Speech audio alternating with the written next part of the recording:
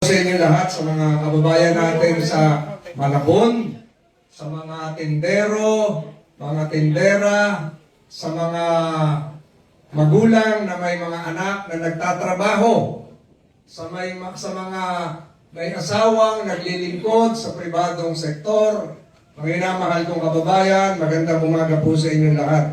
Basahin ko na po itong isang prepared statement. Masaya ko pong ibinabahagi sa inyo ngayong umaga bilang pagsunod din sa tagubilin ng ating mahal na Pangulong Marcos at ng National Wage Board.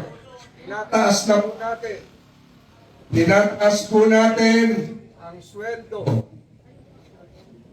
Tinataas po natin ang sweldo ng lahat ng manggagawa dito sa Metro Manila.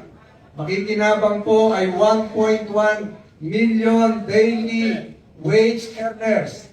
Tinataas po natin sa isang makasaysayang 85 pesos increase. Pinakamataas po yung 85 pesos bawat araw para sa manggagawa sa pribadong sektor. Ang pagtaas po ay ibibigay sa dalawang hulog.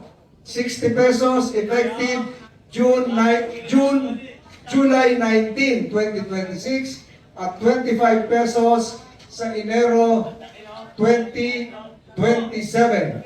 Kapag ganap nang naipatupad ang lahat ng hulog, ang daily minimum wage sa Metro Manila ay aakyat mula 695 pesos tungo sa 780 pesos per day para sa non-agricultural sector.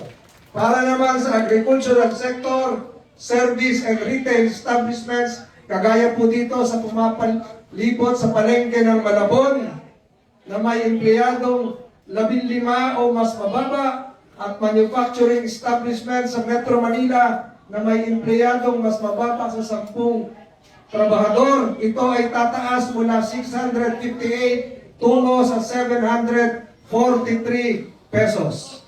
Tayo po ay nagpapasalamat sa NCR Wage Board. Nandito po si Ma'am Criselda C. na iiwan ko mamaya. Tayo po ay nagpapasalamat din sa pag-unawa at pagsuporta ng mga employers ng management group. Ito po ay makasaysayan. Ito po ay mas mataas sa 50 pesos hike noong nakaraang taon. At ang makikinabang, kagaya na nabanggit ko kanina, ay 1.1 million minimum wage earners sa Metro Manila. Meron ding 1.9 million full-time workers na kumikita ng higit sa minimum wage na maaari ding makinabang sa pamamagitan ng tinatawag na wage adjustment o distortion. Sa madaling salita po, sa araw ng ito, kinikilala ng pamahalaan ang dagdag sahod para sa ating manggagawa, hindi lamang bilang usapin na talagang sa halaga ng araw-araw na kita, ito ay pagkilala sa sipag at ambag ng bawat manggagawang Pilipino. Patuloy po natin isusulong ang isang makatarungan, napapanahon at balanseng mga patakaran para sa dignidad sa trabaho.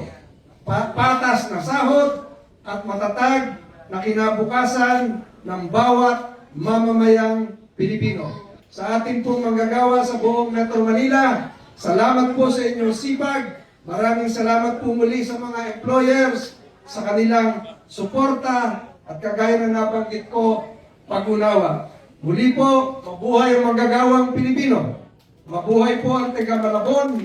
Mabuhay po ang mga taga Metro Manila.